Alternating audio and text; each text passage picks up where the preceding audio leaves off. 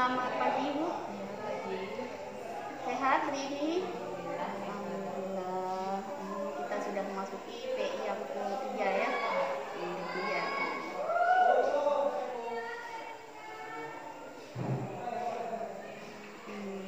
Jadi bagaimana perasaan Ibu saat ini dalam ikuti PJP ya? Ini sudah berapa bulan ya? 3 ya? 2 bulan. Tetap semangat lah. Tetap semangat. Kemudian bagaimana Ibu membagi waktu ya dalam menjalani peran sebagai guru dan juga mengikuti pendidikan guru penggerak? Sejauh ini ya semua hal itu dilihat skala prioritasnya lah, yang mana dulu yang harus diselesaikan. Jadi kalaupun memang seperti ada tugas-tugas yang harus cepat diselesaikan untuk di tugas CGP, saya utamakan itu. Tapi tetap juga untuk tugas tanggung jawab sebagai guru di sekolah itulah yang lebih utama. Ya, betul sekali. Kemudian bagaimana dukungan dari kepala sekolah ya terkait dengan pendidikan guru penggerak yang Ibu ikutin? Sejauh ini sih kepala sekolah selalu mendukung. Pertama kalau misalnya seperti kemarin saya meminta untuk sekolah mengadakan kegiatan yang berkenaan dengan kesiswanya, hubungan dengan siswa. Jadi kami seperti kemarin itu mengadakan atau membuat program taman setiap kelas, taman dan apotek hidup. Nah itu atas usulan saya dan kepala sekolah juga mendukung. Jadi akhirnya bisalah terselenggara untuk kegiatan itu. Ya, semoga nanti apotek hidupnya bisa hidup terus ya. Namanya judulnya apotek hidup ya. Tetap hidup dijaga terus. Karena itu juga kita adakan perlombaan. Jadi nanti penilaiannya itu sampai di akhir semester. Jadi otomatis anak-anak pasti nanti akan menjaga apotek mereka tetap hidup. Memang mau dicek terus ya. Apakah dengan visi ya, sekolah ya? Apakah Ibu telah melakukan sosialisasi terkait visi sekolah ya yang sudah Ibu rumuskan saat lomba karya 3 kemarin? Iya, itulah tadi karena kami sudah mengadakan sosialisasinya itu kan ke sekolah memang karena menggunakan visi dan misi sekolah yang ada. Jadi itu memang lebih disampaikan lagi ke teman-teman guru yang akhirnya langsung kami laksanakan dalam bentuk program sekolah yang tadi langsung contohnya tadi kayak apotek hidup tadi ya. Kemudian bagaimana respon dari warga sekolah lain terhadap visi sekolah yang tersebut? Teman-teman dari kami guru sangat mendukung, terutama pada saat pelaksanaan pembuatan taman sekolah itu setiap ini kan lebih mengutamakan wali kelas. Jadi setiap wali kelas itu memang mendorong siswanya di dalam kelas untuk mempersiapkan apa-apa yang harus disiapkan untuk pembuatan taman sekolah. Jadi kerjasama dengan wali kelas. Terus guru yang tidak jadi wali kelas bagaimana? Mereka nanti yang akan menilai. Jadi yang tim menilai free, itu, ya? Itu ada yang bukan wali kelas. Jadi tim menilai. Kemudian adakah masukan dari warga sekolah yang terkait visi, kemudian bagaimana menurut Ibu terkait masukan itu? Mungkin ada usul-usul lain dari kawan-kawan. Program seperti program sekolah yang saya sampaikan kemarin itu kan awalnya kan hanya sekedar membuat taman kelas. Akhirnya atas masukan dari teman ini kenapa tidak dilombakan? Nah, akhirnya karena usulan dari teman juga ya udah kita lombakan supaya tamannya juga tetap terjaga. Terus kalau boleh tahu hadiahnya apa, Bu? Hadiahnya masih dirahasiakan. Masih dirahasiakan. Iya. Kemudian apa rencana Ibu selanjutnya? Yang pasti tetap melaksanakan program itu, dan rencana ke depan kami akan mengadakan program sekolah juga. Itu jadi salah satu program sekolah Expo itu rencananya di bulan Mei, akhir Mei. Cuman sekarang apa yang mau dipamerkan atau kami ingin memperkenalkan sekolah seperti apa kan kegiatan-kegiatan yang sudah dilaksanakan di sekolah, kemudian prestasi yang sudah diperoleh oleh sekolah, dan karena juga sekolah kami ini merupakan sekolah penggerak dan ini juga memperkenalkan ke masyarakat.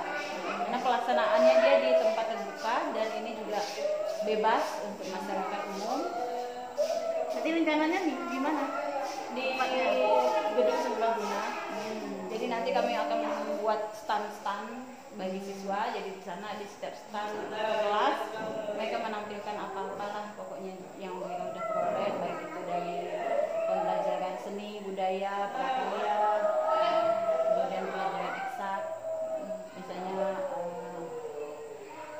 sejauh ini apa-apa yang udah mereka buat Bisa produk atau aksi nyata mereka sendiri.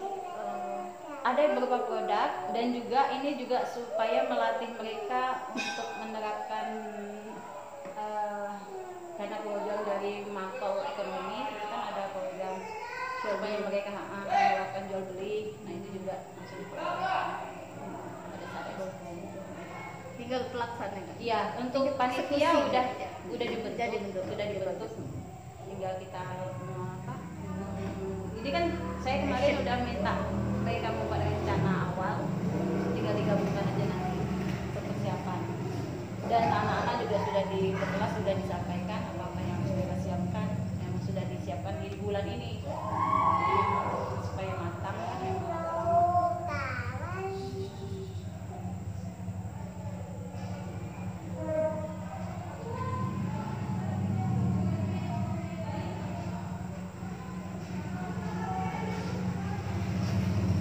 Terkait praktik dan pembelajaran,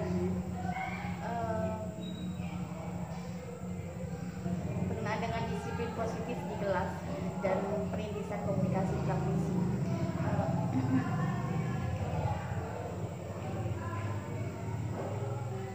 Apa perbaikan mungkin yang dilakukan mengenai praktek penerapan disiplin positif yang dilakukan ibu di kelas?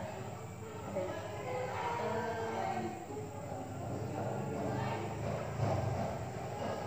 Dengan disiplin positif.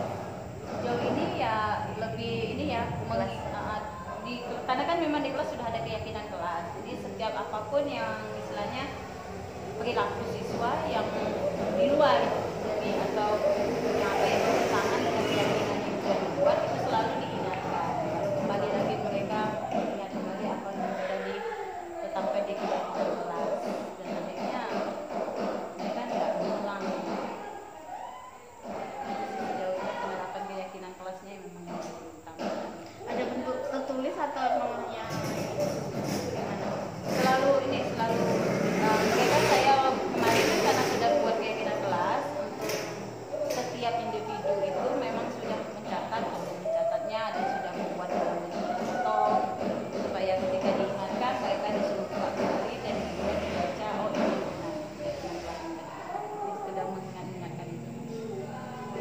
Apa rencana yang ibu lakukan ya yang bulan ke depannya bersama komunitas praktisi yang sudah ibu rintis?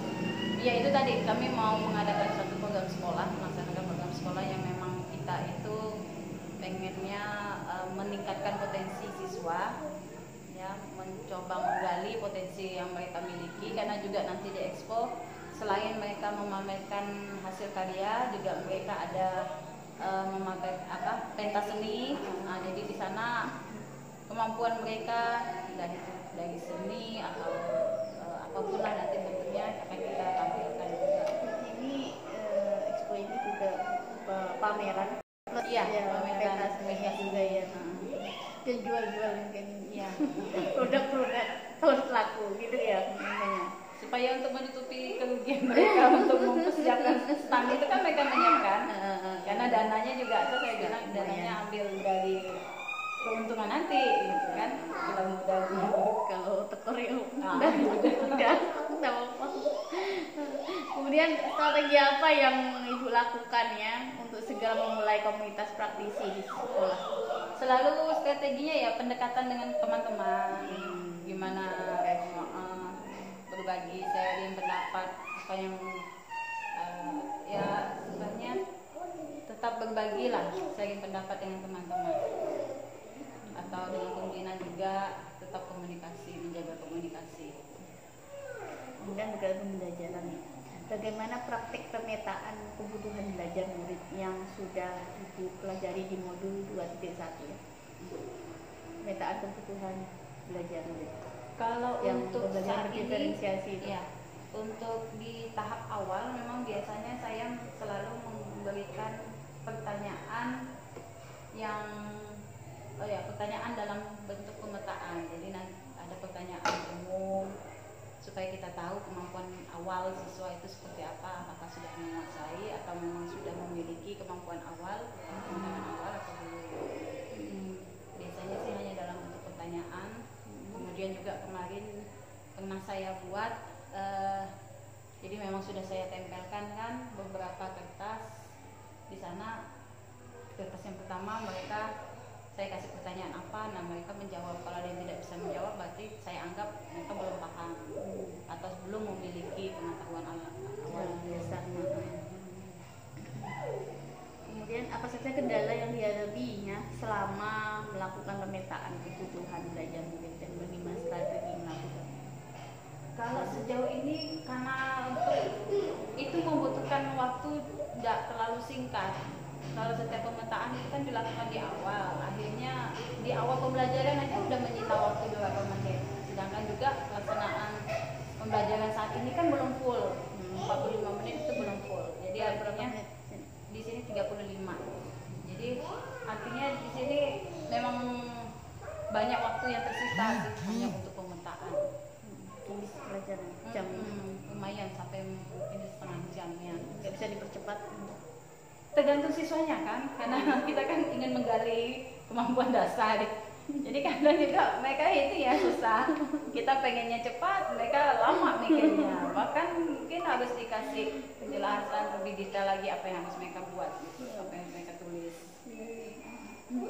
Kemudian apa manfaat yang dirasakannya Ibu setelah melakukan pemetaan kebutuhan belajar murid ini? Ya, hasilnya ya setelah mengetahui perbedaan siswa A, siswa B, karena kan mereka pada saat melakukan pemetaan juga saya minta sekalian ya tulis nama supaya tahu ini siapa yang belum punya kemampuan. Ya, akhirnya ketika kita masuk ke proses pembelajaran yang sebenarnya, jadi kita bisa, oh iya ini harus saya ulang kembali karena si beberapa anak memang belum menguasai gitu. Jadi memang bisa tahu harus yang mana diulang kembali. Kemudian apa saja strategi diferensiasi yang sudah Ibu terapkan di kelas? Strateginya ya saya mengutamakan kalau memang diupayakan sih memang menerapkan ketiga bentuk diferensiasi, yaitu konten, proses, kemudian produk. Itu divariasikan dalam setiap pertemuan. Ya, jadi dari setiap pertemuan itu berusaha untuk selalu bervariasi lah untuk penerapan diferensiasi. Ya, contohnya bisa disebutkan mungkin yang sudah diterapkan. Oh ya, kalau untuk yang konten tadi kan seperti pemetaan awal, kesiapan belajar siswanya. Kemudian kalau untuk yang proses saya variasikan, jadi siswa itu saya ajak ada yang belajar mandiri. Kemudian prosesnya juga ada yang saya ajak dalam bentuk berpasangan maupun berkelompok. Kemudian untuk diferensiasi produk itu mereka menghasilkan produk sesuai dengan minat mereka. Entah itu misalnya contohnya saya membuat dialog, mereka boleh dalam bentuk rekaman saja untuk anak yang tidak pede kalau dilihat mukanya kan. Nah, kemudian ada juga yang dibentuk dalam bentuk video. Kemudian bagaimana tanggapan atau perubahan yang terlihat pada murid setelah Ibu menerapkan strategi diferensiasi tersebut? Sejauh ini sih adalah sedikit perubahan, tidak terlalu signifikan ya untuk perubahannya, karena mungkin mereka harus menyesuaikan kembali. Itu tadi karena setiap tahapan-tahapan diferensiasinya itu kan itu tadi mereka harus menyesuaikan, jadi juga banyak menyita waktu. Nah, tahapan penyesuaian inilah yang agak gimana ya, agak sulit lah. Mudah-mudahan lain sih bisa lagi ya. Kemudian apa rencana yang Ibu lakukan untuk perbaikan penerapan pembelajaran diferensiasi ke depan? Karena sudah melihat bentuk diferensiasi yang udah kita terapkan di kelas, kemudian juga saya juga merefleksi, oh ini saya kurangnya di sini, nah itu mungkin akan saya perbaiki. Mencoba mencari perubahan yang lain, bentuk-bentuk kegiatannya. Jadi itu ya.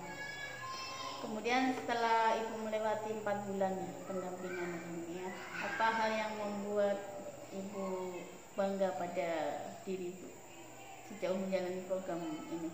Bangganya Yang bisa dibanggakan dari Ibu kira-kira? Bangga pada diri sendiri ya, karena saya apa ya udah duluan dapat ilmu lah kayaknya, udah duluan dapat ilmu dari teman-teman yang lain. Kalau diistilahkan kan teman CGP itu kan di sekolah ini cuma saya sendiri. Bangganya ya udah ilmu saya duluan yang dapat, teman lain belum. Nah, jadi cuma kita itu bangganya di situ sih, selangkah aja maju dari teman. Maju. Mungkin ada lain, ada yang buat bangga lain lagi kan. Itu ya sih. Sejauh apa pendampingan saat ini membantu ya mengimplementasikan pembelajaran sekarang daring kan di sini ya? PTN. PI-nya ya. Ya, sejauh ini sih memang bantu ini ya, sharing apa gitu. Jadi kalau ada ya teman curhat lah.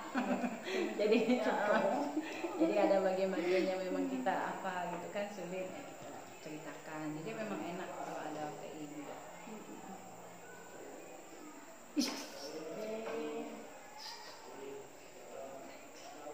Oke, terima kasih ya sudah menyempatkan diri.